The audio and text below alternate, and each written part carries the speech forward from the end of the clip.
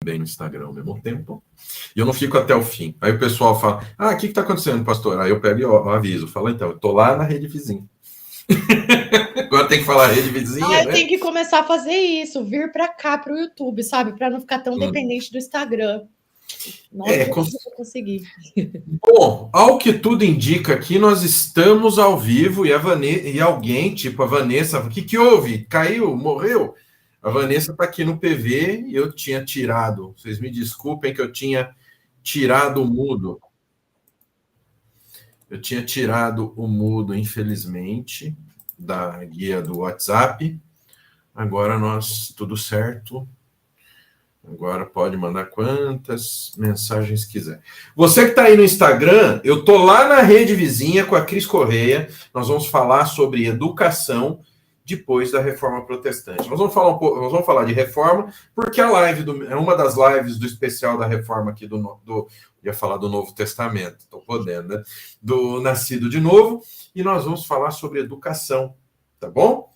Então, corre para lá, tá bom? Corre lá para a rede vizinha, lá para o nosso canal na rede vizinha, tá bom? Vocês vão ficar vendo aqui que eu estou olhando para cá. Bom, aqui estamos. Vocês estavam vendo eu falando aqui para o telefone, aqui para o Instagram. Eu sei que nas etiquetas de rede social isso é uma falta de educação, mas nós estamos aqui divulgando uma live, trazendo mais uma vez a nossa querida Cris Correia. É sempre muito bom ter ela aqui, é muito bom ter cristãos verdadeiros e mais. Cristãos verdadeiros são conservadores, né? Agora eu quero ver a cara do Armando, porque ele deve ter torcido o nariz agora, né? Não torci nada. Para com isso. Continua. Então, estou aqui com a nossa querida Cris, estou aqui com o Armando para mais uma live aqui do especial da Reforma. Vou falar uma coisa rapidinho para vocês, aí o Armando vai fazer a apresentação, como se precisasse a apresentação da Cris, né? Que a Cris é uma pessoa muito especial aqui no Nascido. Deixa eu parar aqui, compartilhar a tela com vocês.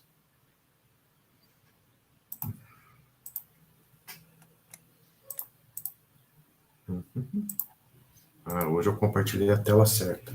Estamos progredindo. Bom, querido, essa daqui é a live que você está assistindo, tá bom? Você vindo aqui na descrição, você vai encontrar, olha só, aqui tem o @ da Cris, tá? Lá na rede aqui, na rede vizinha, e aqui você tem um link. Você clicando, você coloca seu nome, seu melhor e-mail e o seu WhatsApp para você receber este presente aqui, do mês da Reforma, que é a tábua dos principais movimentos cristãos e das denominações cristãs. Então, você começa no cristianismo antigo e vai acabar nos movimentos modernos, e aqui você tem todos os cursos aqui do seminário Nascido de Novo, com o link, se você quiser conhecer.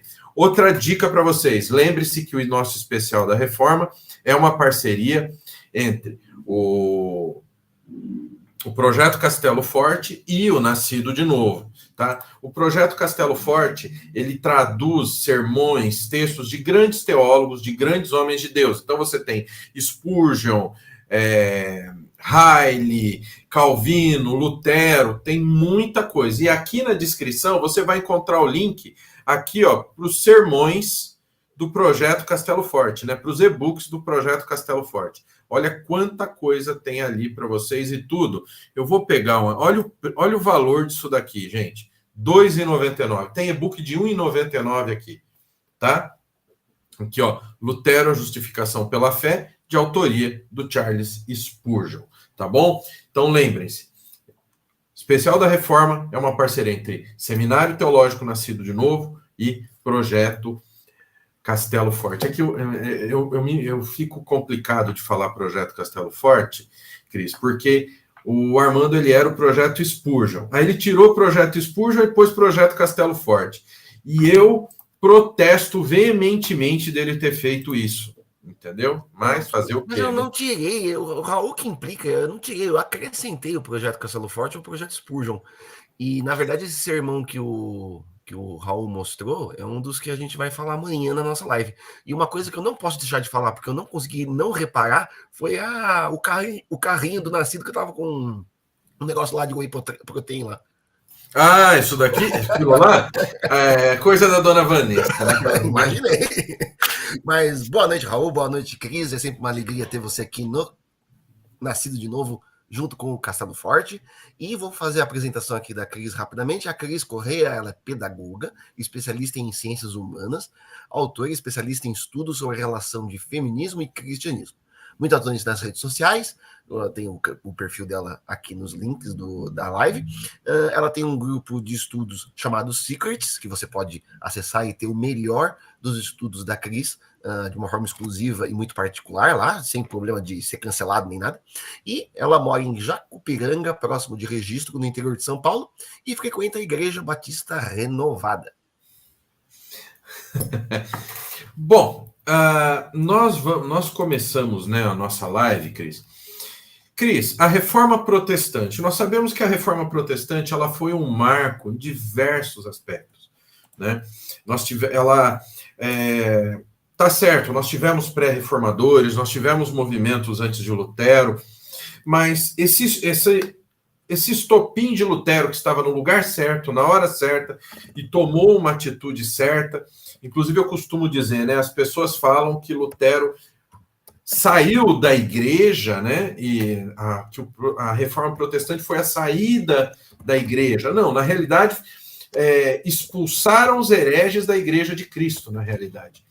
E esse movimento ele causou um impacto tão grande, né, em uma sociedade que estava sofrendo uma mudança muito grande. Então teve reflexo na educação, teve reflexo na vida da mulher, teve reflexo na política. Ou seja, a Reforma Protestante realmente foi um marco, talvez, né, em termos de história, é um marco assim enorme, é uma coisa assim que talvez nós não possamos nem mensurar o que ela reflete hoje ainda, né?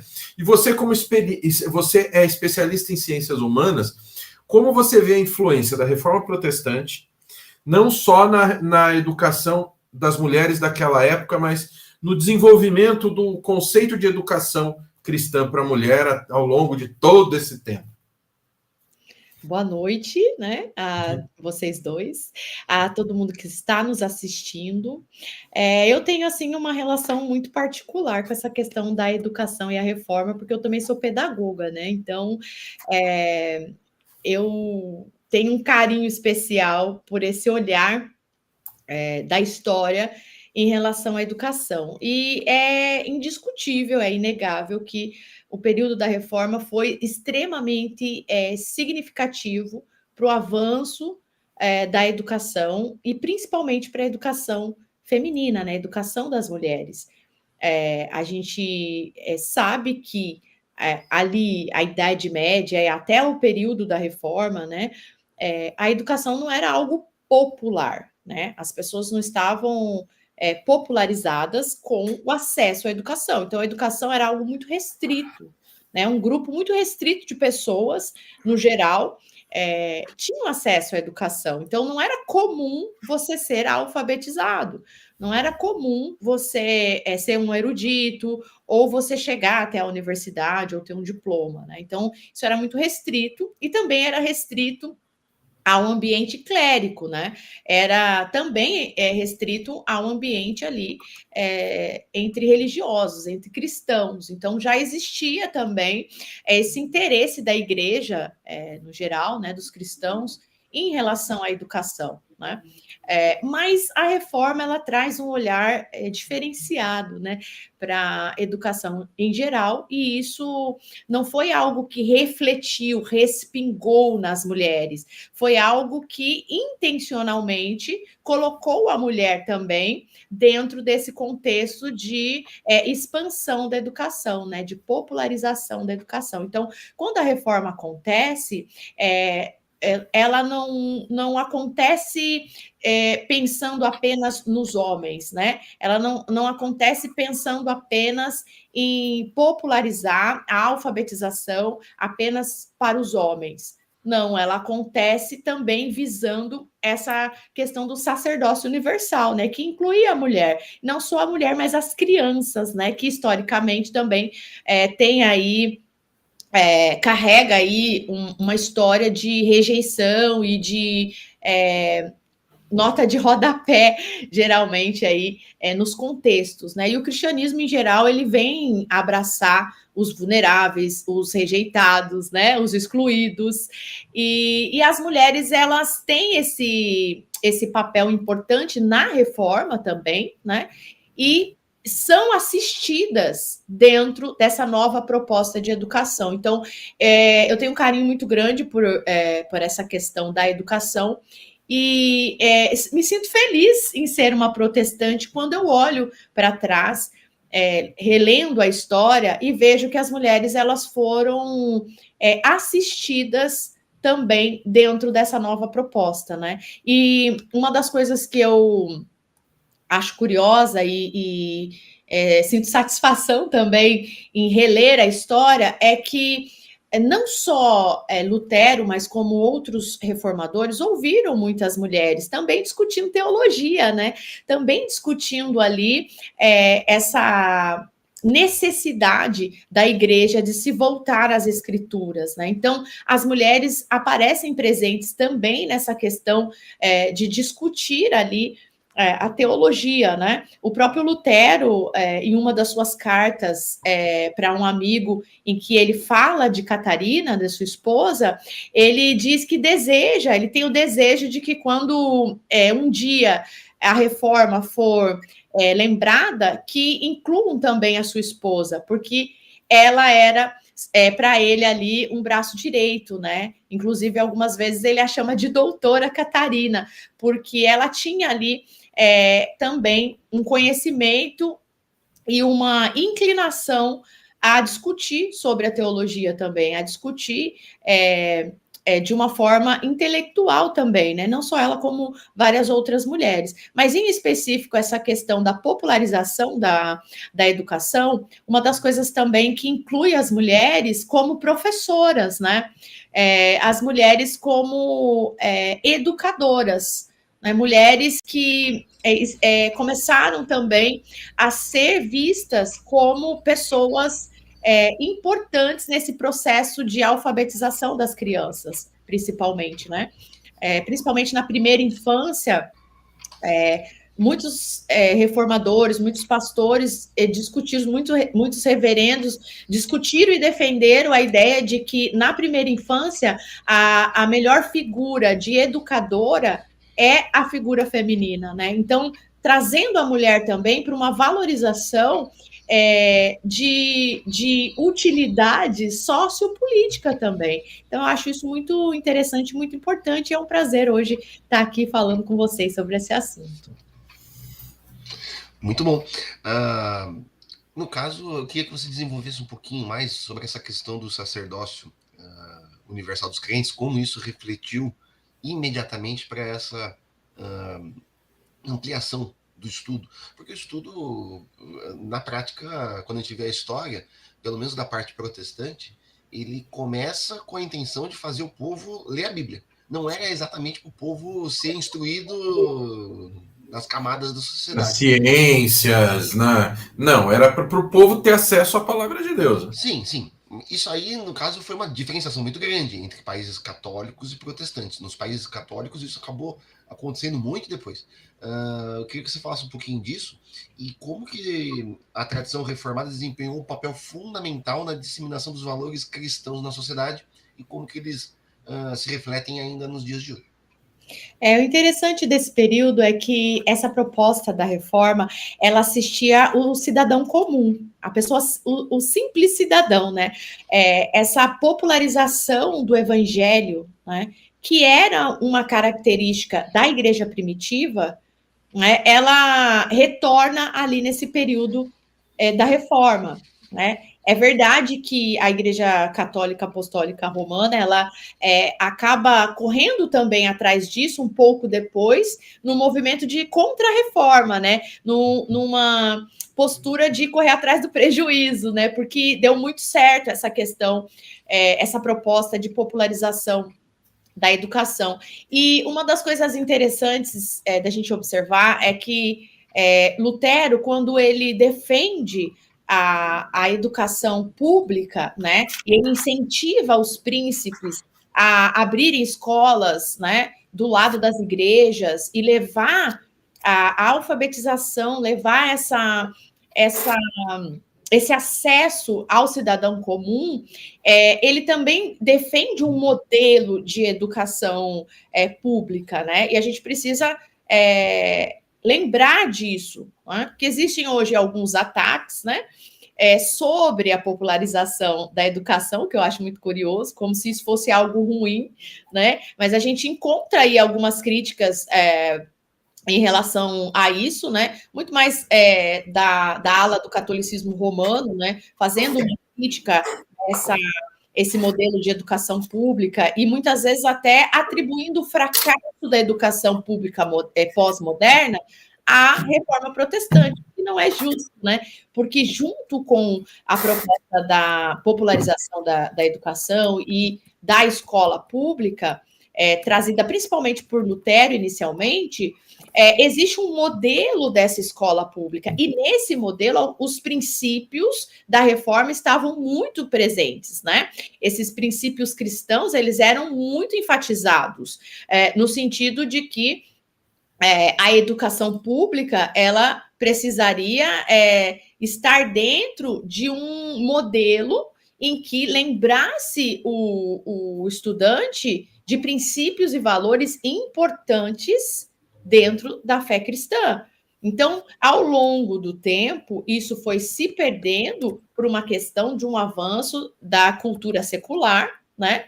E isso não reflete na proposta inicial e nem naquilo que os cristãos seguem acreditando. Então, nesse sentido, a mudança social e sociopolítica que a reforma traz, ela é significativa em vários sentidos, né? Existe um mundo antes e depois da reforma, isso é indiscutível, né? Na questão econômica, na questão de estrutura social, política, república, né? Os países republicanos valorizavam muito também essa questão da liberdade de pensamento, né, que vem junto com essa proposta do sacerdócio universal, né, dessa libertação do cristão, no sentido de ser alguém livre para poder também fazer as suas ponderações e ter uma maturidade cristã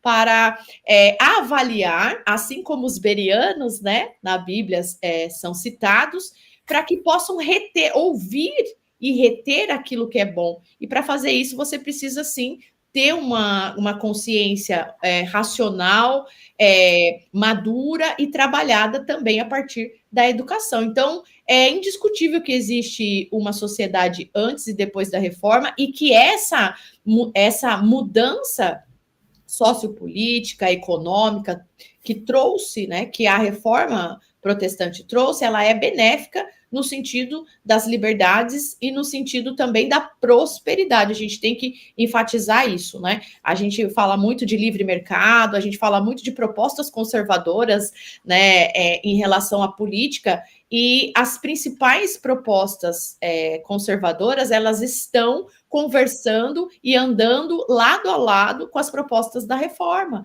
Então, não existiria essa consciência conservadora, essa consciência política, sociopolítica, econômica, conservadora, se não tivesse acontecido a reforma protestante, né? Isso vários especialistas enfatizam. Inclusive, o principal pensamento que contraria a leitura marxista, sociopolítica e econômica da sociedade trazendo do Weber, né? Trazendo uma reflexão social mesmo e ocidental, né? A reforma protestante, ela influenciou o Ocidente e principalmente as pautas conservadoras, né? Dentro do campo político, dentro de um modelo ideal de sociedade, né? Que a gente está sempre em busca desse modelo, né? Tentando adaptar aí.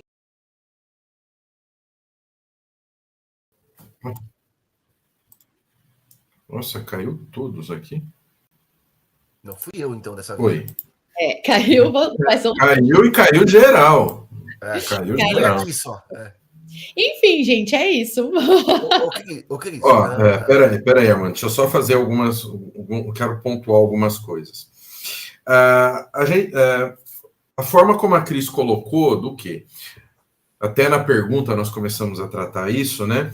A ideia foi o quê? Houve desde o início uma preocupação com a educação, não para a pessoa virar um químico, um físico, né? Nada do tipo. A questão foi o quê? Para que ele tivesse uma alfabetização, para ele não precisar o quê? Escutar o que o padre tinha a dizer, né? Para não ter que ficar na dependência do que o padre dizia que era a verdade. Como a Cris citou, o povo,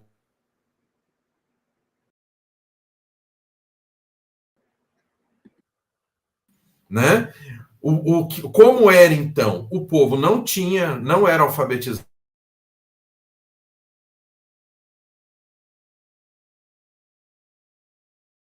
Instituição romana.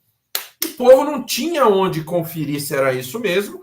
Você tinha umas pessoas que sequestraram a igreja para o bem próprio, entendeu? E o povo não tinha certeza disso. Então você tinha uma subserviência. Com a reforma, eles falam: não, você vai aprender a ler para você poder pegar a Bíblia para sacerdote nenhum mais te enrolar. Né? Então não é, até mesmo, olha só, os reformadores lutaram para trazer educação justamente para quê? Para que poderia se virar contra eles próprios. Se eles começassem a pregar o que estava errado, o povo tinha acesso. A luta foi o quê? Traduzir a Bíblia para a linguagem vernacular, que já não queriam. Então, primeiro, o que a igreja papista fazia? Não deixava,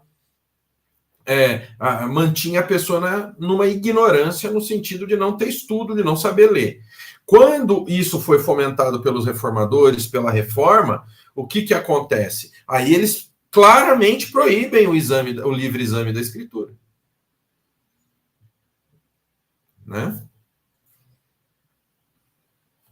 E uma coisa interessante também de pontuar é que o período da Reforma é um período em que a Igreja Romana enfrenta uma confusão muito grande em relação ao que de fato era cristianismo e o que era invenção da cabeça, né, dos monges, dos papas, enfim, era um período em que não se sabia ao certo o que era a verdade do evangelho, né? Então, a reforma protestante, ela vem com a proposta de, peraí, galera, vamos ver aqui que a gente está meio perdido, vamos, né, definir o que é certo e o que é errado, e daqui para frente ou vamos seguir junto, ou se vocês quiserem seguir nessa bagunça aí, a gente vai para outro lado, né? Mais ou menos isso.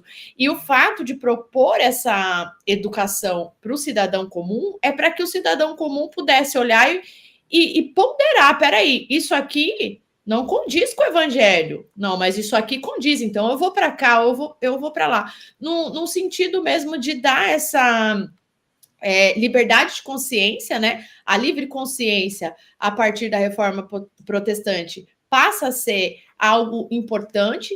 E eu acredito que qualquer um de nós que faça um raciocínio básico vai concordar que a livre consciência ela é essencial, né, para que a gente lute e defenda as liberdades individuais. Né? Porque sem a livre consciência, você se torna escravo de quem tem o poder. E nem sempre quem tem o poder estará falando em nome de Deus, né? Ou muitas das pessoas que falam em nome de Deus e estão no poder não estão falando por Deus, né? Apenas usando o nome de Deus em benefício próprio. A gente não precisa ir muito longe. É só a gente olhar ao nosso redor, né? E ver quantas pessoas, né, que usam o nome de Deus ou para chegar ao poder, ou já estando no poder para controlar as pessoas, né? Então, a livre consciência, ela é de extrema importância para preservar as liberdades individuais. E a livre consciência atrelada ao incentivo da educação, e como você pontuou, Raul, a educação não no sentido de formar uma elite intelectual, né? Não buscando, assim como os humanistas, uma libertação através da própria razão humana, né? Porque o próprio Lutero alertava para isso. Se a razão humana não estiver submetida às escrituras, ela é tão maléfica como qualquer outro demônio, né? Então, essa consciência de que nós somos seres racionais também, além de espirituais, mas que a nossa razão ela está sujeita à palavra de Deus, ela vem também com a proposta de popularização da educação através da reforma protestante. Então, é importante também a gente pontuar isso. Uhum. O Cris, eu ia te perguntar, voltando um pouquinho até. Ui, caiu a Cris. Mas o que está acontecendo? Aqui a nossa conexão está certinha, pessoal. Tá? Eu até fico na dúvida, eu sempre fico na dúvida se não é a minha, né? Porque a minha conexão sempre vai e volta, né? Aqui tá tranquilo. Mas daqui a pouco ela já deve entrar. Deve voltar. Mas essa questão realmente... Hoje eu fui falar no PV, eu brinquei com o Armando sobre a conexão dele, né? Que vocês sabem que vira e mexe e trava. E hoje tá dando... A minha travou alguma vez? Travou uma vez, inclusive você saiu. Não, mas tipo, enquanto eu tava falando, não travou. Não. Olha lá, Cris voltou. Olha lá. Oi, você por aqui, moça? Que bom! Eu estava ouvindo vocês, mas a minha câmera não abriu, então eu tive que sair e voltar. E aí funcionou. Eu acho que é a sua conexão mesmo, Armando, não é a minha, não. Não, eu não porque aqui está legal. Não. Mas então, eu ia te perguntar, Cris, se com relação a isso tudo da educação, como que a gente vê os benefícios dela, mas tem muita gente que critica. Um dos argumentos muito usados contra a reforma protestante e os evangélicos em geral até os dias de hoje foi que a reforma protestante ela trouxe essa educação, que trouxe essa libertação, mas que acabou trazendo prejuízos, o secularismo e tal. Então, muita gente vê, de certa forma, que isso foi um mal. Muita gente gostaria que voltasse atrás, que estivessem todos sob a autoridade de uma igreja.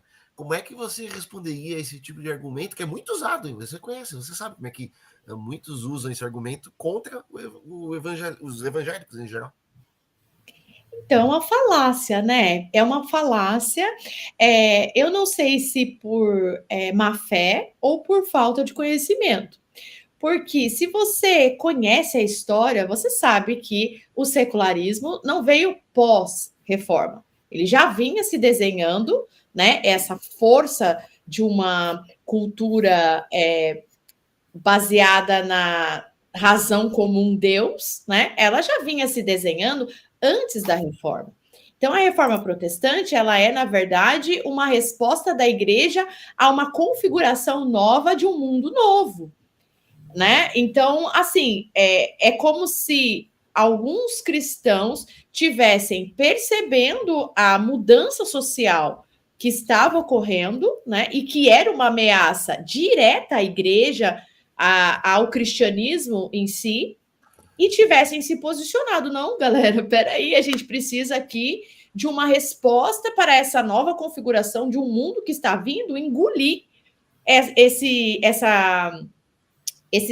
modelo de cidadão medievo, né? Então, nós estamos aí entrando num novo mundo, numa nova era, e o cristianismo não vai se sustentar sem voltar, sem retornar às suas raízes, né? Porque o cristianismo ele nasce num contexto de uma Roma que é absurdamente uma cultura absurdamente secularizada, né? É profana, pagã. Então, a igreja primitiva ela já cresce num ambiente hostil, né? E no período da Idade Média, nós temos aí um período em que a igreja estava confusa, né? Estava confusa. Então, a reforma, ela não é o movimento que deu origem ao secularismo, né? Essa é uma falácia.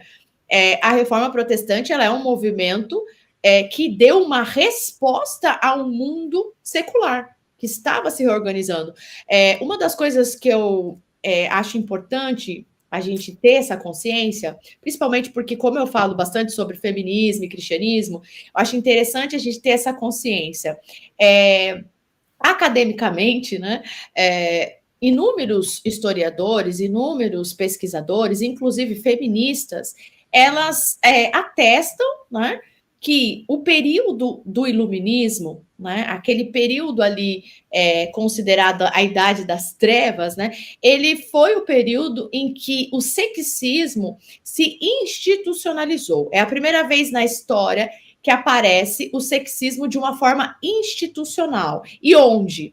Dentro dos intelectuais que estavam ali querendo expulsar o pensamento cristão. Então, os pensadores iluministas, eles tinham uma postura sexista em relação às mulheres, né? Eles não viam as mulheres da mesma forma com que os homens olhavam uns para os outros. Então, existia esse ambiente, né, de uma proposta de um novo mundo, de um mundo que precisava se libertar do pensamento cristão. Ai, gente, meu cachorro. Meu cachorro está querendo fazer participação especial. Enfim, tinha essa consciência dessa nova configuração desse mundo em que estava vindo uma proposta e que trazia a razão como algo essencial para se libertar da religiosidade, onde os homens, né, através do seu próprio intelecto, precisavam combater o pensamento religioso, mas esses homens não olhavam para as mulheres como iguais, né? Então, esse contexto é importante também porque pontua ainda mais o quanto a Reforma Protestante foi sensível a isso, porque olha também para as mulheres através do sacerdócio universal, né? Através de uma leitura em que homens e mulheres representam a presença de Deus na sociedade. E a gente tem, muito interessante a gente ver, nos acusam, não, foi graças, eu já tive papista que veio falar para a gente, veio falar para mim, que nós protestantes somos o culpado da secularização que nós estamos vivendo hoje, que por causa da reforma protestante. Mas se a gente parar para ver, eles nos acusam daquilo que eles fazem, né? Isso é uma coisa que sempre acontece, porque o papismo ele é baseado, a igreja papista, eu chamo de igreja papista, porque essa história de igreja católica, tudo isso faz parte do quê? Da mentira que é pregada. Então nós temos Pedro como primeiro papa, Pedro como fundador da igreja romana, que o imperador deu Roma para o papa, tudo isso já foi provado e comprovado que é mentira, né? Mas a forma de agir é essa. A forma de agir papista é essa. Então, e eles nos acusam de ter transformado, que a reforma transformou a nossa fé em algo materialista. Até teve um mimadinho aí, um desses, porque agora para ser conservador você tem que ser papista, senão você não é conservador, né? Para essa turma aí. Teve um mimadinho aí que pegou até um devocional do neopentecostal aí, veio falar da teologia da prosperidade, etc, etc. Gente, tem linhas dentro da igreja papista que é pior do que a igreja universal. Entendeu? Então, eles nos acusam de transformar a igreja verdadeira numa religião materialista, quando eles vivem isso, que é mais materialista do que você dizer que a igreja é uma instituição humana e não a união dos eleitos em Cristo. Você quer uma coisa mais materialista que isso? Eu prefiro continuar sendo idealista, tendo a minha fé no Senhor do jeito que eu sou. Entendeu? Então, é mais fácil você pegar, jogar o que você é para o outro, porque você sabe exatamente como é que funciona esse pecado. Então, é mais fácil você atribuir o pecado que você comete ao outro, ao seu oponente. Uma coisa interessante disso que você falou é que nós somos frequentemente acusados de divisionistas, né? Né? Que o protestante, cada igreja é uma coisa, que é uma bagunça, que não dá para saber o que é e tudo mais. Ok. Mas, ao mesmo tempo, nós ouvimos discursos cada vez mais frequentes de pessoas orientando outras pessoas a procurarem certos tipos de missa, né? E aí eu sempre pergunto, né, se é um modelo único e universal, por que é preciso eu escolher uma paróquia específica, um padre específico, um modelo de missa específico, para que eu esteja atrelada à tradição? Né? Se essa tradição ela não se sustenta dentro de todo o sistema romano, então não é uma unidade, né? Nesse sentido, né? Se existem essas orientações de não, eu não vou mais nessa missa porque essa missa não é tridentina, eu não vou mais na outra missa. Então, assim, existe essa. Tem que ser canto gregoriano, senão não funciona. E tem a canção nova, tem o do beneditino, tem o jesuíta, tem o não sei o quê. E a gente aqui tem um monte de denominação. O Papa agora é um liberal que não tem nada de religioso lá. Tinha o Karol Wojtyła, que era de outra linha. O Ratzinger era de outra linha. E a gente aqui. E a polêmica da vez é que alguns católicos discutindo na internet que não seria muito legal ter um papa negão, né? Não sei se vocês viram isso daí. Que tem um padre, um cardeal, acho que é cardeal que fala, enfim, acho que é americano, ou africano, acho que é africano, enfim, que é um dos mais conservadores na atualidade, né? E algumas pessoas chegaram a cogitar que talvez ele pudesse ser o próximo papa e tudo mais. E alguns católicos, ele é bom, mas ele continua sendo um negão, né? Não, é mais ou menos assim, cara, da onde que esse pessoal tira isso? Porque quem está lá, né, quem obrigou o Ratzinger a sair foi a via liberal, que encostou na parede. Ele falou, quer saber de uma coisa? Tô saindo, vocês arrumem aí a bagunça. E tanto o catolicismo ele é pior... O Bento, a gente consegue até ter uma simpatia a ele, né? Porque ele tem uma postura mais conservadora e até mais coerente em relação a vários pontos, né? Sim, eu já estudei várias obras dele, teológicas, que são muito boas. Agora, gente, crentaiada, não vai me sair comprando o livro do Ratzinger à torta direita. Isso já é uma leitura teológica avançada. Para quê? Para você conseguir tirar daquilo lá o que é bíblico e o que não é. Tá? Nós temos material protestante, material cristão, que é muito mais seguro e que vai te ensinar muito mais. Tá? Que o pessoal costuma fazer muito isso, né? Eu vejo muito pela galera que me segue. Às vezes você fala de um livro específico e tal, e a pessoa já quer ler aquele livro sem ter feito a lição de casa básica, né? E eu costumo dizer, eu dou muito esse exemplo em relação a Simone de Beauvoir mesmo, né? Quando eu estou tratando a questão do feminismo, né? Muitas pessoas, elas querem ler as obras da Simone, principalmente a obra principal, que é O Segundo Sexo, né? Que é um livro muito complexo, bem estruturado, e sem ter uma base dos próprios fundamentos e da própria fé. E aí, o que acontece? Com o que você vai comparar, né? Com o que você vai comparar aquilo que você está lendo? Como você vai... Qual é o seu parâmetro? E aí entra na questão que a gente está falando aqui desde o começo em relação à reforma protestante, né? Essa livre consciência, esse incentivo ao estudo teológico, ao estudo bíblico. Na época da reforma, a gente lê que existiam ali um esforço de muitos reverendos, de muitos teólogos, de falar com o trabalhador, né, que saía ali do seu trabalho nas praças, eles ministrarem questões teológicas, né, discutirem ali questões teológicas com o cidadão simples, ler Gênesis junto ali com Gênesis e os outros livros, obviamente, né? Mas dando um exemplo ali de fazer uma leitura teológica de Gênesis em praças com as pessoas, o estudo bíblico, para que tenha essa consciência, né, bíblica, essa consistência teológica, essa consistência da palavra de Deus. Então a gente vê hoje em dia que muitos dos nossos cristãos não têm essa consistência. E sem essa consistência, a gente não pode perder, gente, essa característica do protestante, essa característica do reformado, que é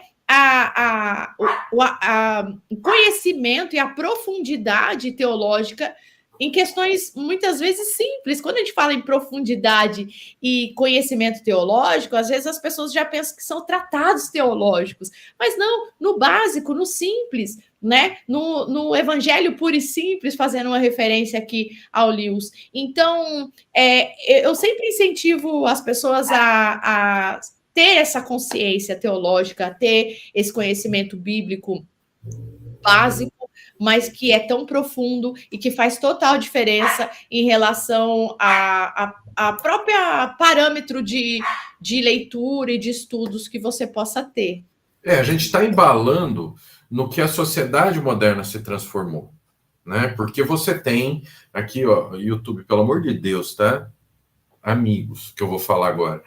Mas nós estamos hoje, a gente fala, hoje no celular você entra ao vivo. Antes, para entrar ao vivo, nós precisávamos o quê? Ter um estúdio, ter com muita grana, com concessão pública e etc.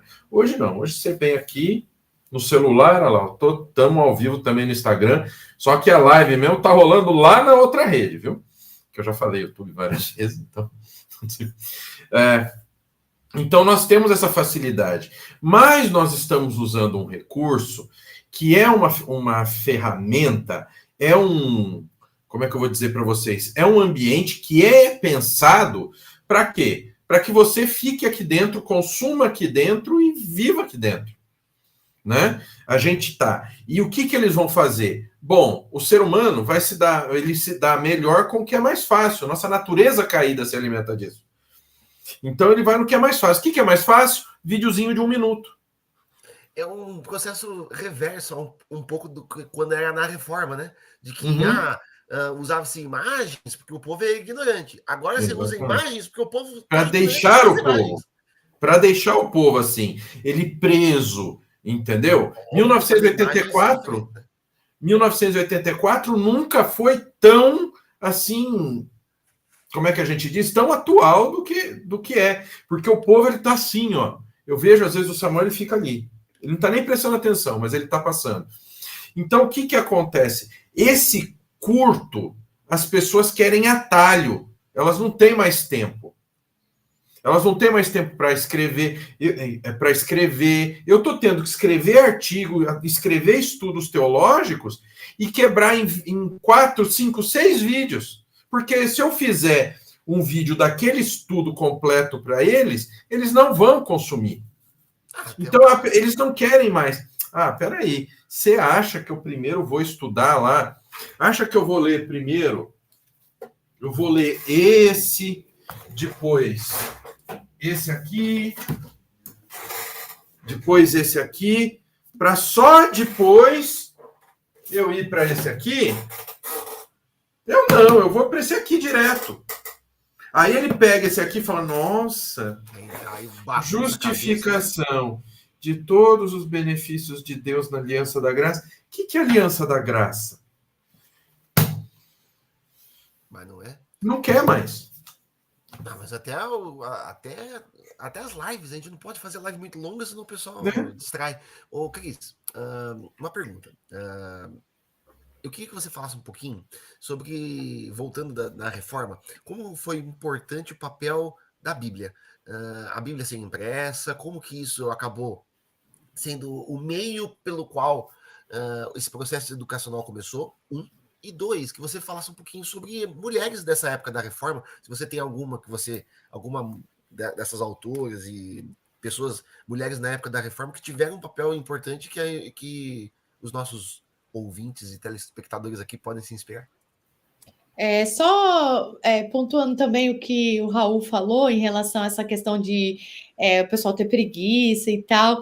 Isso é geral, né? Por isso que eu falo que a gente não pode esquecer dos princípios dos quais nos trouxeram até aqui e que motivaram a reforma também, né? Que um deles é essa questão da vida de estudo também, né?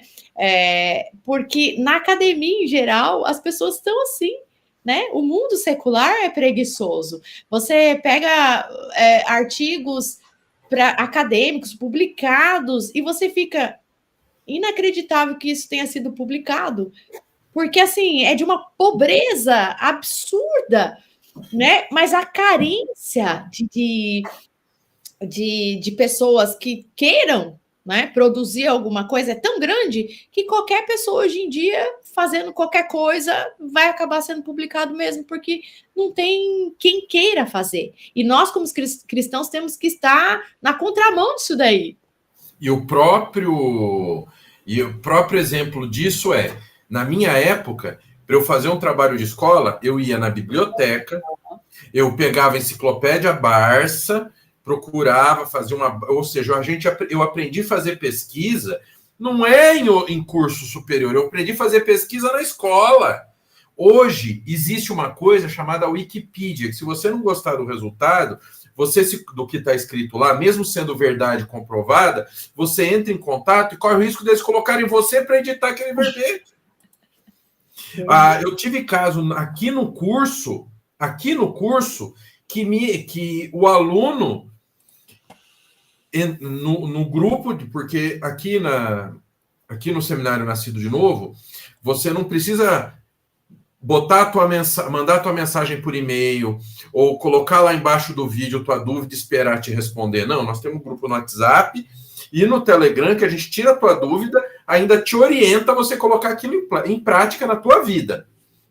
Né? Então, ele lá no grupo, ele colocou um assunto que não tinha nada a ver com o curso, não tinha nada a ver com a matéria, querendo impor uma visão totalmente errada, quando ele foi advertido falar o nome aqui, foi advertido pelo Alaf, que é da equipe de suporte, que é outro que está devendo entregar também o TCC, viu, Armando? Não é só você, tá? Eu falo aqui público, tá? Para vocês pegarem no pé do Alaf, tá? Ele desobedeceu o Alaf, desobedeceu a Vanessa, e aí virou para mim e falou: não, mas isso aqui, então quer dizer que isso daqui não é um espaço democrático? Tem que haver democracia.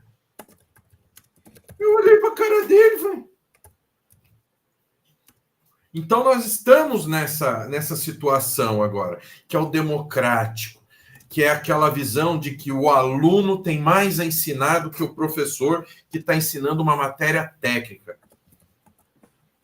Aí o que acontece? Você vem com uma pobreza de ensino, porque se o aluno, eu tenho que ensinar tudo que está aqui para o meu aluno, mas não me deixam ensinar, vão me deixar ensinar o que está aqui só. São 3 livros excelentes que eu mostrei. Sim. Como que o aluno vai conseguir publicar isso aqui? Nunca. E isso a gente está sendo bonzinho, que o aluno vai chegando na dogmática, né? Que ele nem vai, porque ele, já peguei o canudo na mão, já tá bom. Não, aquele negócio, o Raul e qualquer um que esteja assistindo, se você for para dogmática, cadê o Bavin, que sempre tem passado pelo Instituto do Calvino, meu Deus do céu, né? Ó, a Cris aí de volta. Desculpa, gente, que eu tive que tirar meu cachorro daqui, senão ele não ia parar de latir. Oh. É que ela sobe no sofá e não consegue descer, e aí pronto. Ela fica ali pedindo para descer. Mas, enfim, Armando, respondendo ao que você colocou, né? Sobre essa questão de... Vamos lá, que agora eu já esqueci que você perguntou. Eu perguntei, são 2 perguntas. O papel da Bíblia e da produção literária na reforma, e depois algumas mulheres que você pode usar como exemplo dessa época. Assim, eu acho muito curioso que quem hoje goste de vender essa vida intelectual na internet, né? E graças a Deus a gente também tem aí uma audiência, um público que gosta também dessa linha, né? De estudo. Eu mesmo, meus alunos, eu não tenho que reclamar, sabe? A minha audiência mesmo no Instagram é uma audiência que lê, que gosta de ler, que busca dicas de livro, né?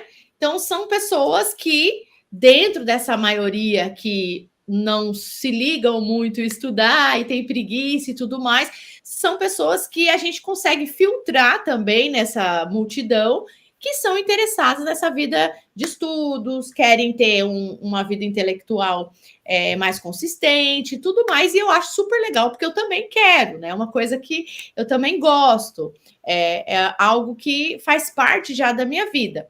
E muitos de nós nos esquecemos de que nós podemos ter nossas bibliotecas, acesso aos livros, por conta da reforma, né? Sem a reforma protestante, nós não teríamos acesso à popularização do livro impresso também, né? Para chegar aí na importância da escritura, a gente precisa entender isso também. A reforma acontece num período em que a prensa começa a se popularizar, né? Eu acho muito interessante quando eu ouço falar dos livros que eram contrabandeados naquele período, né? Porque era proibido, era algo clandestino você produzir, publicar um livro e ter acesso. Hoje é tão fácil, né? A gente ir na Amazon ali, clicar ali, encher um carrinho, né? Aproveitar ali as promoções, ou vai num sebo. Enfim, hoje em dia tem até sebo, livro. tem gente que não sabe mais o que é um sebo nessa vida. Eu amo sebo, né? Tem até aquele cheirinho, né, de naftalina, sai espirrando. Mas, enfim, hoje em dia tem até livros em PDF, em aparelhos eletrônicos, né? Eu não gosto muito, enfim, até tenho aqui um Kindle, mas não gosto, não. Tem porque, às vezes, a versão que a gente precisa só tem ali, né? Mas não gosto, não me adapto. Eu gosto do papel, do cheirinho. E, gente, hoje em dia já é um trabalho gigantesco para você escrever, editar e publicar e distribuir um livro. É uma logística absurda para o livro chegar até a gente. Agora, imagina naquela época, né? Que a prensa estava sendo ainda surgindo. E todo esse contexto. Então, a reforma ela impulsiona esse mercado também literário, de publicação e de o fim da proibição do acesso à leitura. Né? Então, essa popularização também é muito importante, né? E para as pessoas que hoje em dia acham ruim que a reforma aconteceu, mas adoram ter as suas bibliotecas. Então, isso é muito importante. E a escritura, ela tem um papel fundamental para a popularização dos outros livros, porque foi por conta desse livro, né, que se lutou tanto para esse acesso à leitura ser tão popular como a gente vê nos dias de hoje. Infelizmente, mesmo com essa popularidade, cerca de 40 a 50 pessoas, por cento das pessoas, né, dos brasileiros, por exemplo, sequer abre um livro por ano, né? Mais da metade da população. E às vezes aqueles que abrem são livros de autoajuda, né? Livros que não são muito... Saga aguinha com açúcar. Mas, enfim... Eu fui na Bienal esse ano, né? Tava lotada. Tava muito mais cheia do que ano passado. Mas vai ver o que o pessoal tava procurando. É só esses livros, autoajuda... De vampirinho, fadinha que brilha no escuro, né? São os bônus e os ônus, né? Eu gosto muito do Schaeffer quando ele fala para a gente refletir sobre o quanto nós temos a oportunidade de abençoar a sociedade e o quanto Deus abençoou em diferentes períodos a igreja nesse quesito, mas que por conta da nossa própria displicência, nosso próprio relaxo, né, com nosso compromisso, com os nossos princípios, com os nossos valores, muitas daquelas bênçãos que nós proporcionamos à sociedade acabam depois se tornando um mal para a própria igreja. Né? Porque eu costumo muito dizer isso para os meus alunos, né? Aonde o evangelho não chega, ou onde a igreja falha, as ideologias prosperam, né? A lacuna que nós deixamos, o secularismo vai preencher, né? Então, é uma luta constante, né? Que eu acho que é extremamente importante bate-papos como esse, para a gente estar sempre relembrando desses princípios que foram tão caros né, para os reformadores e que hoje facilitou a nossa vida de um jeito absurdo, né, de um jeito assustador até, desse acesso à informação, né, que nós temos, que pode ser como tudo na vida, tanto usado para o bem como usado para o mal, né? Tudo na vida tem duas escolhas. A Edith Schaefer, que é a esposa do Francis Schaeffer, ela fala muito disso, né? Sobre a criatividade produtiva e a destrutiva. A criatividade, ela foi dada ao ser humano porque o ser humano reflete a imagem e semelhança de Deus. Não interessa se esse ser humano ele é eleito, se ele é redimido ou não, ou se ele não, ou se ele anda em trevas, né? Não interessa, ele reflete a glória de Deus. Então, a criatividade é um traço da semelhança com o divino. E nós, como eleitos, nós como salvos, nós como pessoas redimidas, né, pelo sangue do Cordeiro, nós devemos usar a nossa criatividade de forma positiva, construtiva. E ela faz um parâmetro entre Caim e Abel, né? E ela faz essa leitura em relação ali à construção do altar para o sacrifício, né? Ambos tinham a criatividade para construir, ambos construíram. Só que um usou a sua criatividade para destruir e o outro usou a sua criatividade para construir. Então, a Bíblia está o tempo todo nos chamando a atenção para questões que estão se repetindo no nosso dia a dia, né? Desde que Adão e Eva surgiram. Então, tudo que nós precisamos para a nossa vida, para equilibrar a nossa vida, para ajeitar a nossa vida, né, para afinar aquilo que está desafinado nas nossas vidas, está na Escritura. Então, a Reforma Protestante, quando ela traz essa importância da Escritura, quando ela enfatiza o quanto a palavra de Deus é importante para o cristão, porque ela é o próprio Cristo, né? Cristo é a palavra que encarnou. E essa importância da palavra, ela precisa ser viva nos nossos corações, né? Eu gosto de fazer um link muito com aquela passagem do caminho de Emaús, quando o próprio Cristo diz àqueles rapazes, né? Ele vai caminhando ali no caminho de Emaús com aqueles rapazes que estavam tristes, desanimados, porque haviam visto Cristo morrer na cruz, né? E toda a promessa, onde é que fica? Eu acho aquela passagem, assim, excepcional, sabe? Porque é quando fica muito evidente o quanto a palavra de Deus, a Escritura, ela é importante e essencial na vida do cristão. E é isso que a Reforma nos lembra, né? E a gente não pode esquecer. E quando Jesus vai conversando com aqueles rapazes no caminho, ele vai citando as Escrituras. Ele vai lembrando aqueles rapazes das promessas que foram feitas. E sem se revelar, sem dizer, gente, sou eu, tô aqui, vamos lá. Ele vai lançando a Escritura aos ouvidos daqueles jovens, porque ele sabe, Jesus sabe, que o poder de ouvir a verdade, ele move o coração. E quando Jesus se distancia, é quando eles percebem que o que Jesus dizia ardeu-lhes o coração, porque o que Jesus dizia era Escritura, né? Então, a Escritura, quando ela é proclamada, quando ela é falada, quando ela é pregada, ela tem o poder de gerar a fé, né? Porque a fé, ela vem pelo ouvir, e o ouvir da palavra de Deus. Então, a Reforma, ela tem um significado muito importante para o evangelho, para o cristianismo, e a gente vê através da leitura histórica que se hoje a igreja resiste, se hoje o remanescente resiste, é porque aqueles homens e aquelas mulheres tiveram ali o coração ardendo pela palavra e lutaram para que esse evangelho, essa escritura, essa palavra continue sendo proclamada para arder os corações.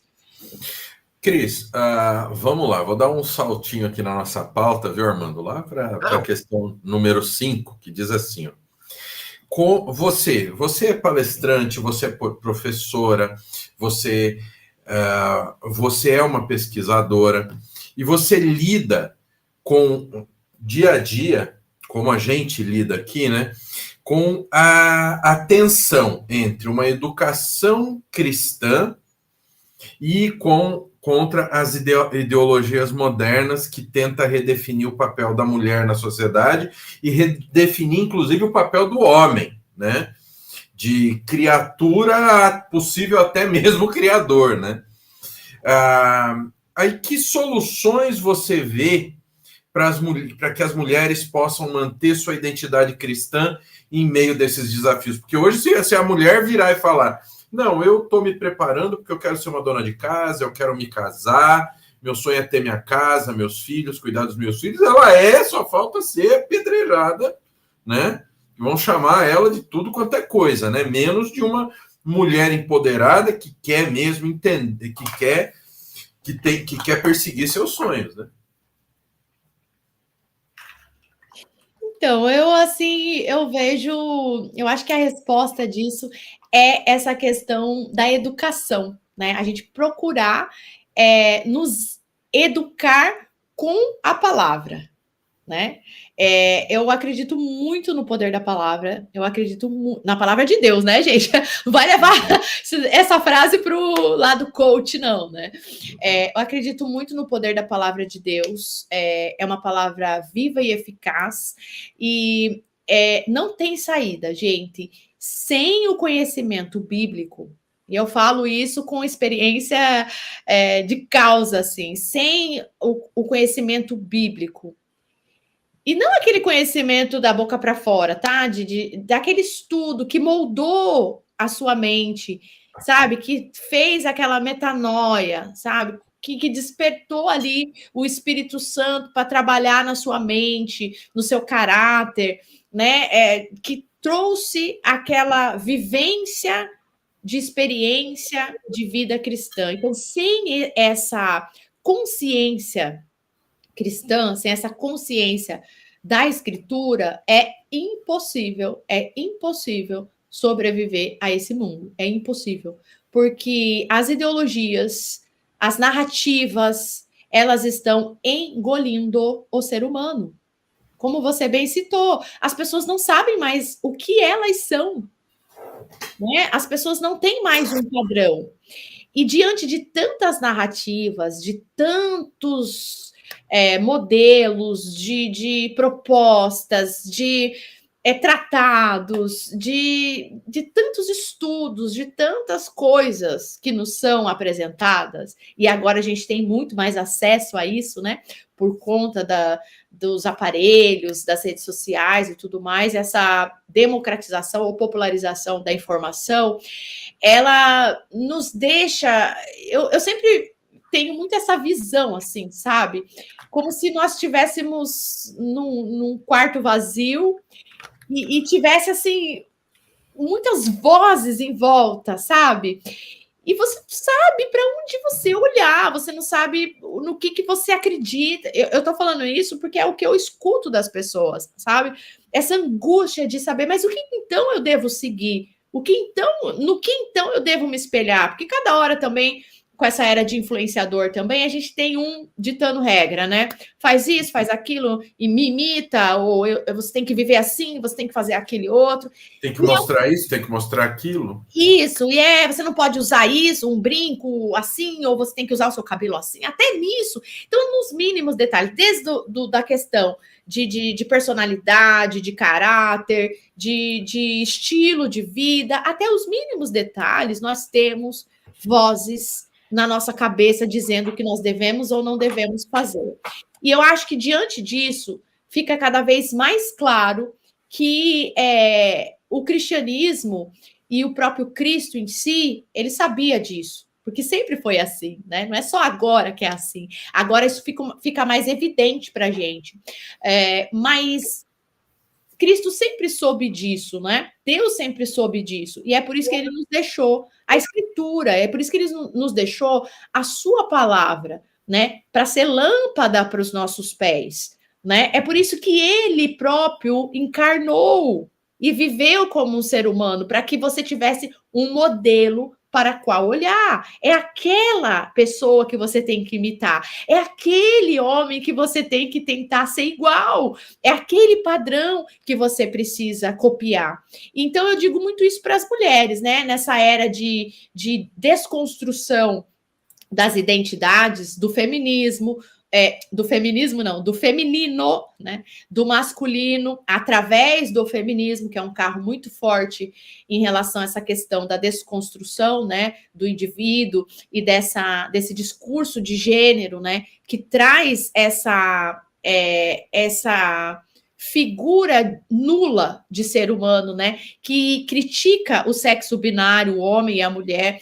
Então, nessa era de desconstrução, né, da imagem e semelhança de Deus, não tem para onde a gente correr, seja homem ou mulher, o nosso padrão a ser seguido, a nossa imagem, né, a nossa pessoa a quem nós devemos nos concentrar para tentar ser igual é Jesus, né? Então, a nossa feminilidade nós vamos encontrar em Cristo, né? A nossa personalidade nós vamos construir nele. O nosso caráter nós vamos construir através dele. A nossa consciência nós vamos adquirir através dele. Então, é por ele, por meio dele, para ele, né? Como o apóstolo Paulo nos lembrou ali na Escritura. Então, eu sempre digo isso, gente.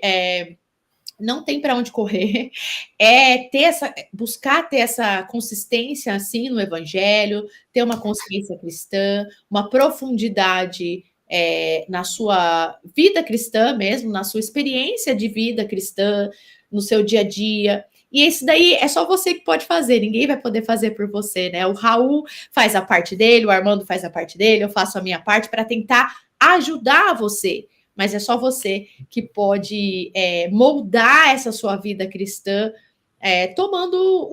tendo uma postura diária mesmo. Então, eu acho que é muito isso, né? Eu fico muito triste, sabe, de ver essas narrativas de desconstrução do ser humano, porque as pessoas têm esquecido que são a imagem e semelhança de Deus. E esse princípio da Imago Dei também é um princípio muito forte a partir da teologia reformada, né? Que é preciso ser reforçado, enfatizado e não pode ser esquecido. Exatamente. Armando? Sim. Eu ia encaminhando para o final para falar sobre como que você enxerga o papel das mulheres cristãs hoje, em contraste com o feminismo moderno, e qual a importância de uma formação teológica, já respondeu de certa forma, mas uma formação teológica sólida para que elas possam exercer a influência delas na sociedade e na igreja. O feminismo, gente, ele é realmente o mal dos séculos, né? Porque já faz mais de um século que ele está aí. É muito difícil, né? Porque é uma ideologia que se impregnou nos lugares. Você abre um bueiro, você vai num bueiro, o feminismo está lá. Você abre a tampa do vaso, o feminismo está lá. Você abre a geladeira, ele está lá. É em tudo, né? Tudo. Sutilmente, escancaradamente, o feminismo está aí. E eu acho importante que cada vez mais fique claro e evidente para as mulheres cristãs, principalmente, que o feminismo ele é uma ideologia antagônica ao evangelho, né? Para quê? Para que nós não acreditemos, nós mulheres, né? Vocês não. Nós mulheres, estou conversando com as mulheres que estão ouvindo.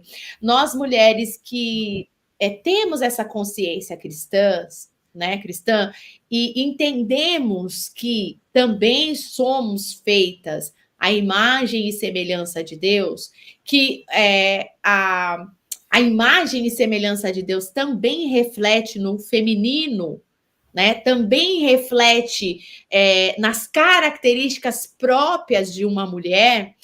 Nós não precisamos de uma ideologia secular para fazer nada, né? Tudo aquilo que Deus tem para que nós mulheres possamos realizar, né, aqui nessa terra, ele nos deu através da nossa base de corpo biológico, né?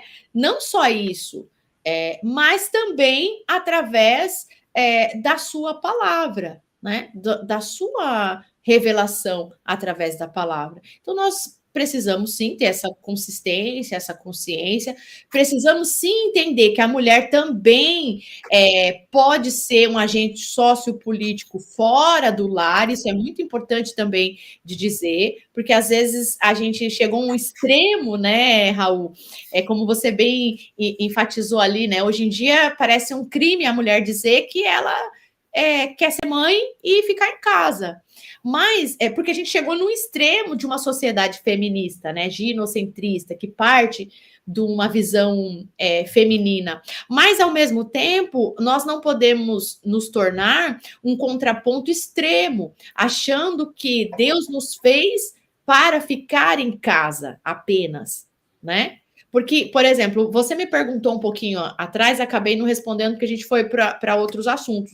Uma mulher, né, que da reforma, desse período da reforma, que eu pudesse deixar de exemplo aqui. E eu insisto na Catarina Van Bora, que foi a esposa de Lutero, que é o nome mais popular, né? Embora não tenha sido o único, ele é o mais popular ali do período da Reforma. Então, acho justo falar do casal, mas enfatizar a Catarina Van Bora, que ela era uma dona de casa, mas naquele contexto, ser dona de casa era exatamente a descrição da mulher virtuosa de Provérbios, que é uma mulher que está na sua casa, que empreende, que na época a Catarina ela vendia propriedades, comprava propriedades, ela inclusive tem uma cervejaria. Vendia cerveja. Tem uma cervejaria. Tem uma live que não fala dessa cervejaria. Tem uma cervejaria muito famosa até hoje. A receita da cerveja que a Catarina Van Bora produzia, ela é muito popular até hoje na Alemanha, né? Então, ela tinha essa característica também de ser... porque o dona de casa, essa ideia de que a dona de casa ela é limitada, restrita, cativa, né? Fechada, no sentido de que isso diminui a mulher, esse também é um pensamento secular, não é um pensamento... Despreparada, né? Não, se ela é dona de casa, ela não estudou, ela não... como se fosse, assim, uma falta de privilégio você ser uma dona de casa, quando, na verdade, a mulher que hoje consegue ficar na sua casa sem ter que trabalhar, né? Hoje não, sempre foi assim, né? É um privilégio, né? Porque trabalho é meio de subsistência, eu sempre falo isso. Para a maioria da população, para a maioria das pessoas na humanidade, se você não trabalha, você morre, né? Então você precisa trabalhar para você sobreviver, é meio de subsistência. Nossa! Baixo clero, é isso aí, galera. Sempre foi assim. Então, essa ideia também de que ser dona de casa é ser uma prisioneira do lar, ela também é uma narrativa secular. E quem popularizou muito essa mentalidade foi Marx e Engels, né? Os dois, eles lançaram esse pensamento aí de que ser mãe, dona de casa, é estar cativo. E aí vem esse discurso de emancipação que o feminismo tanto popularizou, né? Então, a gente tem que ter essa maturidade de entender essas narrativas, de entender também a nossa identidade. Ela é construída em Cristo. Eu acho que é um pouco difícil para a mulher, e aí eu vou falar aqui um pouco de uma questão mais pessoal, assim, que eu acho que no decorrer da minha vida eu demorei um pouco para despertar para isso. Eu acho que é um pouco difícil para a mulher se ver e se entender como imagem e semelhança de Deus. Porque as características, geralmente, são mais masculinas, né? Deus Pai, Deus Filho, embora nós não olhemos para o Espírito Santo como algo mais maternal, né? A gente costuma ter essa visão, porque é uma herança greco-romana, né?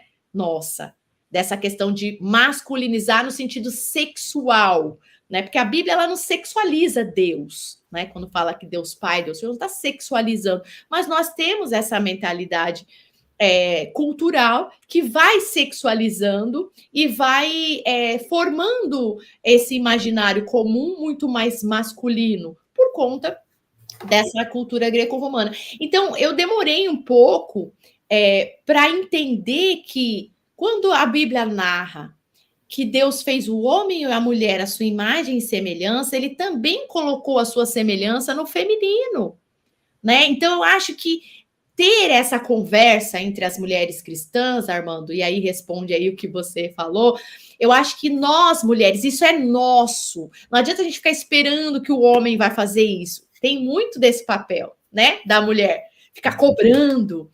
Não, porque isso é nosso, é nosso papel fazer. Porque ninguém está dizendo que você não é para você fazer, né? Então, muitas vezes, nós ficamos presas. Eu vou dar um exemplo para você. Congresso feminino. Esther, não é verdade? Aí a gente vai lá, Débora, que são ótimos exemplos. Mas nós, mulheres, deixamos de fazer essa pregação enfatizando Jesus no sentido de nosso modelo de feminilidade. Quando Jesus disse para imitar ele não disse homens me imitem. Ele disse me imitem para homens e para mulheres. Então a gente tende a se colocar também nesse lugar dentro da comunidade cristã de que a mulher ela sempre tem que se assemelhar a figuras femininas na Bíblia. Nós também nos colocamos nesse papel. E eu acho que nisso, muitas vezes, nós deixamos de fazer uma conversa um pouco mais profunda, de chegar nessa questão, por exemplo, da Imago Dei, né? Tem um livro da Juliana Norrishi, eu acho que é assim que pronuncia o nome dela, foi a primeira mística cristã a ter um livro publicado, que são as visões que ela teve ali com Deus, né? Então, ela registra essas visões. E nesse livro, ela coloca ali toda a experiência que ela teve, né? Em relação a entender a características de maternidade em Deus. E é excepcional quando ela coloca isso, porque a todo momento ela identifica as características maternais na comunicação que Deus faz conosco. E nós não fazemos esse exercício. Quando a palavra é colocada como alimento, né? Quando o próprio Cristo se coloca como o pão da vida, né? No sentido de que até as características maternais de uma mulher, elas são reflexo da imagem e semelhança de Deus. Porque se você observar que existem mulheres que são más com seus filhos, você entende que o pecado afastou a mulher daquilo que Deus colocou para o feminino. Né? Então, nós deixamos de enxergar essas características como divinas e trazemos para nós. Né? Mãezinha, ai, a mãezinha, como se fosse natural, ou como se fosse um mérito natural da mulher ter essas características maternais. Então, eu acho que essa discussão, por exemplo, ela não amadurece muitas vezes na comunidade cristã. E aí o feminismo vem com uma narrativa toda torta, e lança umas ideias que não tem pé nem cabeça, mas que comunica com a mulher, que fala com a mulher, entende? Que reconhece questões femininas muito próprias da mulher, né? Porque o feminismo tem muito esse dualismo. Ao mesmo tempo que ele tem esse discurso de gênero, de desconstrução, de lançar o neutro, ele também tem um discurso de hipervalorização de características femininas ao ponto de colocar a mulher como um ser divino, né? E aí entra a briga. Oi? Que tese, antitese é essa? E aí entra a linha teológica, né, do feminismo, que é onde a teologia feminista vai buscar por divindades femininas e distorcer as divindades que não sejam femininas, né? E aí entra mais para o campo teológico, né? E a própria linha da psicanálise feminista também, ela não nega por um todo o essencialismo feminino. Ela discute muito mais nessa linha da essência feminina, embora traga um monte de outras coisas. Mas existe aí umas nuances entre o feminismo que, quando você se aprofunda, você conhece e você vê que dentro das comunidades cristãs poderia haver discussões mais profundas e mais maduras, na minha opinião. Posso estar enganado, posso estar errada, mas eu acho que seriam discussões que seriam interessantes de serem feitas, mas que muitas vezes as mulheres esperam que os homens iniciem essa discussão. E o homem não vai discutir não vai iniciar essa discussão. Até porque o foco do homem, ele se identifica com o masculino. Exatamente. Vou me identificar. Você tem que desenvolver seu lado feminino. Não, mas mesmo que o homem começar o assunto, para alguns já vai nem, tipo, é um homem falando. Mas é porque, gente, isso é uma questão... Não tem lugar de fala. É uma questão até biológica, né? O cérebro feminino e o cérebro masculino, por mais que tenha 90% de questões iguais, 99% de igualdade em várias coisas, esse 1%, ele faz uma diferença absurda na construção do indivíduo e na maneira com que o indivíduo se vê e se entende no mundo. Então, não adianta as mulheres esperarem que certas discussões sejam feitas por homens. Porque não é que os homens não estejam interessados por maldade, por uma conspiração machista, patriarcal. É porque o universo do homem é muito mais prático e muito mais voltado ao masculino, né? Então, cabe às mulheres. Um exemplo básico, eu trabalho com a minha esposa, eu trabalho com a Vanessa. Vanessa cuida de toda a parte administrativa, agora ela está tomando conta de uma parte da divulgação dos cursos. Quando eu vou falar com ela me explica o porquê ela está fazendo aquilo, toda a tese, o teórico, depois ela vai entrar num pré-prático, não sei o que.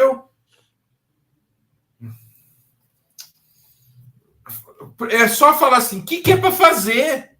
Entendeu? Mas não é isso, é porque a mulher, ela tem um sistema de... Por isso que mulher no trabalho empresarial, ela se destaca mais do que o homem. Porque o homem é o seguinte, eu preciso vender essa garrafa, né? Eu preciso ter... Faz a garrafa aí, ele já vai querer enfiar na loja e tal. Não, a mulher, ela vai analisar o mercado, ver que cor vai vender mais. A hora que chegar no mercado, vai vender mais. Entendeu? O homem já é prático. O homem, vamos lá e vamos... Tem um problema, eu tenho que tirar da minha frente. A mulher não, ela vai estudar para que seja a melhor forma de resolver de uma forma duradoura. Por quê? Porque os dois são feitos para se complementar, né? Até no quesito falar, né? Por dia a mulher chega a falar até 20 mil palavras, em contrapartida do homem 7 mil. Então, assim, é uma diferença muito grande, né? Na forma de pensar, de observar, de entender as coisas, né? E a gente precisa ter essa consciência dentro da comunidade cristã também. E não ficar só no papel de espectador, no sentido de esperando o homem atentar para assuntos dos quais diz respeito ao universo feminino. Porque, embora, né, esteja sendo... E um adendo. A questão de adoração a divindades femininas é uma tradição no paganismo de lá, desde o início da humanidade. Então, isso é um ponto para ser ressaltado. E a gente viu Astarote, a gente viu a Rainha dos Céus, a gente vê hoje no catolicismo, onde Jesus foi tirado de lado e a divindade católica é a Rainha dos Céus, que tem as estrelas como coroa e a lua como os pés. Embora, Raul, é bom pontuar também, né, que essa acabou sendo uma crença popular ali dentro do catolicismo romano que prosperou, mas tradicionalmente Maria não é uma divindade, né?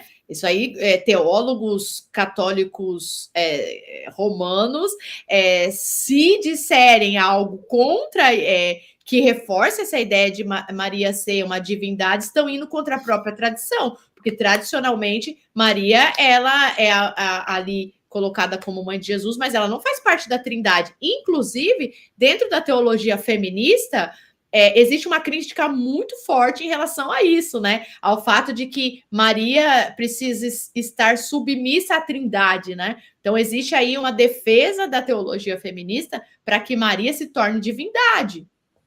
Não, é aquela história, né? Esse caso no catolicismo é aquela história.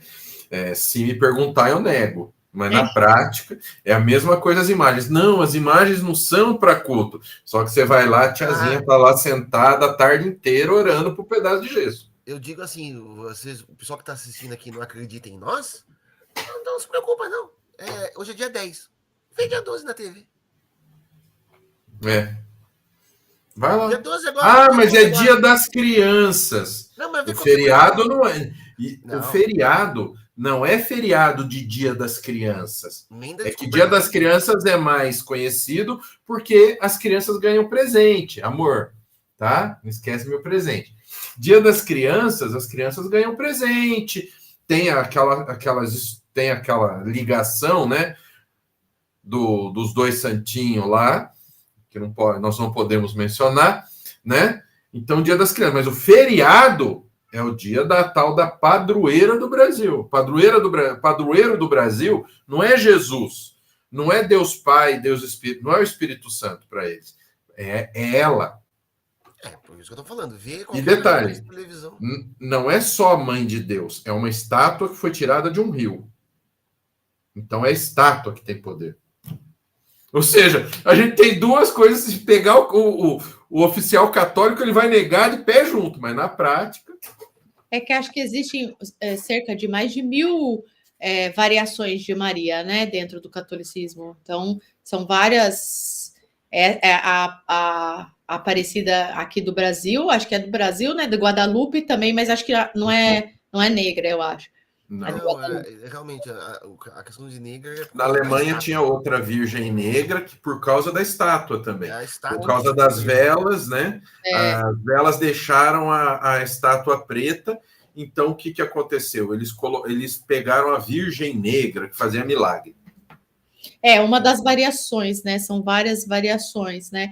A gente tem que ter essa consciência, né? É muito sério, né? Você citou ali a questão da Rainha dos Céus, né? Tem um livro feminista chamado Quando Deus Era Mulher, que é a defesa da Mary Stone, que é uma feminista já falecida, mas que ela foi uma grande defensora desse retorno às religiões primitivas, né? A religião da deusa, e ela tenta, durante o livro dela, provar que Deus, né, que a verdadeira divindade é feminina, né, que seria ali a deusa mãe, a deusa criadora, a deusa da natureza, e um dos nomes que foi muito usado para divindades no paganismo era a Rainha dos Céus, né, que fazia referência à deusa mãe ali durante um período. Então, assim, existem várias nuances, né, que a gente pode se aprofundar, e quando a gente vai se aprofundando cada vez mais, nós vamos vendo os perigos, né,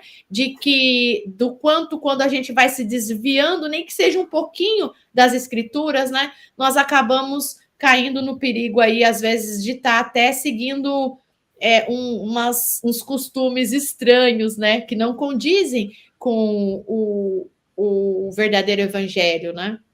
E isso é fomentado a gente tem que tomar muito cuidado, porque na cultura secular isso é muito colocado. Quem não lembra do filme Piratas do Caribe, que a moça era a deusa terra? De onde vocês acham que veio isso?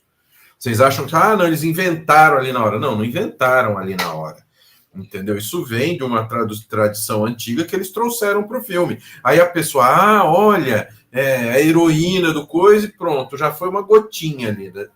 Uma das coisas que eu percebo, assim, nas minhas pesquisas, é que essa enfatização, né, de um discurso secular e ideológico, né, que concorre aí com o cristianismo, né? Essas narrativas que competem com o cristianismo, eu percebo que existe aí uma grande movimentação para que a religião mais forte no futuro seja essa volta ao primitivo aí, essas divindades femininas. É muito forte esse movimento, é um movimento de resgate, inclusive, e é um movimento, uma das minhas palestras eu falo isso, né, que já atingiu a igreja.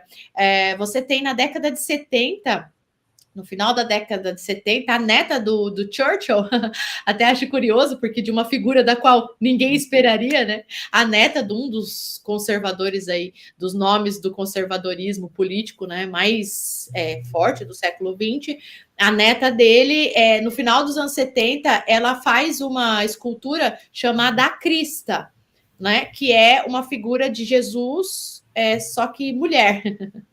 E essa figura foi exposta numa catedral dos Estados Unidos, esqueci agora o nome exato dessa catedral, mas em uma das minhas palestras eu apresento isso, né? Que uma das propostas do feminismo é a transformação dos símbolos cristãos. E sutilmente entrou na igreja. E essa escultura da Crista, né? Quando foi feita na época, não ficou, acho que não ficou nem 24 horas, se eu não me engano, exposta, porque houve muita protesto. Na época era carta, né? Que escreviam, o pessoal não gostou muito, o próprio bispo da igreja levou um susto, né? Quando estava lá, mas 30 anos depois, essa estátua ficou em exposição, se eu não me engano, está em exposição, e existe ali uma grande peregrinação, inclusive, para ver, né? Para você ver como a mentalidade cultural foi mudando ao ponto de mudar a mentalidade dentro da igreja. E quando eu falo igreja aqui, eu estou falando no geral, tá? Porque esse símbolo da Crista e alguns crucifixos considerados crucifixos feministas, né? Onde, ao invés de estar Jesus, está ali uma mulher. Ele é muito comum dentro do catolicismo romano, que existe, né? Essas movimentações feministas dentro ali nas beiradas, comendo pelas beiradas, tentando fazer essa mudança dos símbolos, né? E às vezes a gente não percebe, né? Sutilmente, que essa mentalidade desse resgate desse culto ao feminino, ele também acontece, né? A gente tem, infelizmente, aí essa militância de gênero muito forte e acaba abafando esses outros movimentos que também acontecem aí nessas ideologias. E esse movimento que dialoga aí com a espiritualidade moderna, né? Ele traz essa proposta de culto ao feminino. Então, existem aí várias questões importantes para se aprofundar. Olha, Cris, por mim nós ficaríamos a noite toda aqui batendo papo. Você sabe, quando você está aqui é muito bom, você é uma pessoa extraordinária. Vanessa gosta muito de você, eu gosto muito de você é muito querida. Mas agora, segundo a equipe do Nasci de Novo, nós temos um limite de 1h20, no máximo 1h30 de live. Senão vão me destituir do cargo de reitor do seminário, entendeu? Então, infelizmente, né, Armando, nós vamos ter que terminar. Né? Obrigada, gente, pelo convite. É sempre bom estar aqui. Nem acredito que já estamos de novo no mês da reforma, né? Parece que foi ontem. Mas é sempre uma satisfação estar aqui, principalmente nesse mês, né? Que é um mês muito importante para a gente. Eu sou, assim, uma apaixonada pela reforma protestante, amo tudo que envolve essa teologia reformada, essa mudança de chave aí na sociedade que vem com a reforma. E é sempre um prazer estar conversando sobre isso, né? E aqui. Obrigada aí por vocês terem me ouvido falar as minhas 20.000 palavras. À vontade, a gente chamou você para isso mesmo. E já fica, não é mais convite, já fica do próximo ano, já está. Já reserve a data, em outubro você já reserva um dia útil que você sabe que é nosso. Né? Meus queridos, não se esqueçam de baixar o e-book das denominações cristãs. Não esqueçam de visitar a vitrine ali do projeto Torre Forte, não, Castelo Forte. Eu sempre faço essa brincadeira com ele, que eu sei que ele fica bravo, né? Mas é Torre Forte por causa do hino de Lutero, né? Que Lutero, Castelo Forte é o nosso Deus, né? Então visitem lá a vitrine da Amazon. E Cris, fala para o pessoal da tua comunidade, dos teus cursos, fala para o pessoal. Gente, é o seguinte, se você se interessou por algum desses assuntos aqui, né, que nós falamos, foram vários, mas sempre ali eu costumo dizer, né, que eu gosto de fazer bate-papos aleatórios, mas com propósito. A gente vai ali e volta para cá, enfim, mas no fim das contas está tudo conectado que a gente falou aqui, né? Porque falar de fé é isso, é falar sobre questões sociais, culturais, né, intelectuais, teológicas. Então, dentro da minha comunidade, dos Secrets, eu costumo chamar de comunidade secreta, que é um refúgio das redes sociais. Que lá a gente consegue se aprofundar nos assuntos dos quais muitas vezes nas redes sociais não tem como. Então, no Secrets, na minha plataforma, estão todos os meus cursos. Cursos completos sobre feminismo e cristianismo. Essa questão aqui que a gente falou sobre o culto às divindades femininas, essa questão da espiritualidade feminista, tudo isso tem dentro da minha plataforma, que você encontra ou nos meus cursos ou nos bate-papos aleatórios. Então, tem muito conteúdo lá. Tem conteúdo sobre a história da igreja também, onde eu bato papo com pessoas que estudam história, com especialistas, antropólogos. Tem lá, às vezes, um podcast também que eu falo sobre igreja primitiva. Então, tem clube do livro, tem muita coisa na minha plataforma. É um clube que você pode assinar mensal ou anual. Então, tem quem se interessar, o link está na minha bio, aí você pode entrar lá, se você quiser saber mesmo como funciona, é só clicar Comece por Aqui, lá na plataforma, que tem 2 vídeos livre para você assistir, para entender como que funciona e ao que exatamente cada chave dá acesso. Então, se vocês se interessarem, eu espero vocês lá. Bom, então é isso. Eu vou encerrar com eles aqui, vou me despedir deles no privado. Que Deus abençoe muito vocês. A especial da Reforma vai até o fim desse mês, então vocês terão que engolir, pelo menos a mim e ao Armando, vocês vão ter que me engolir. E amanhã é só nós dois, né? Amanhã é só nós dois. Eu vou falar um pouquinho sobre a visão de Spurgeon, sobre Calvino e sobre Lutero. Sim. Então, Deus abençoe, meus queridos. Então, vou clicar aqui em terminar. Aqui.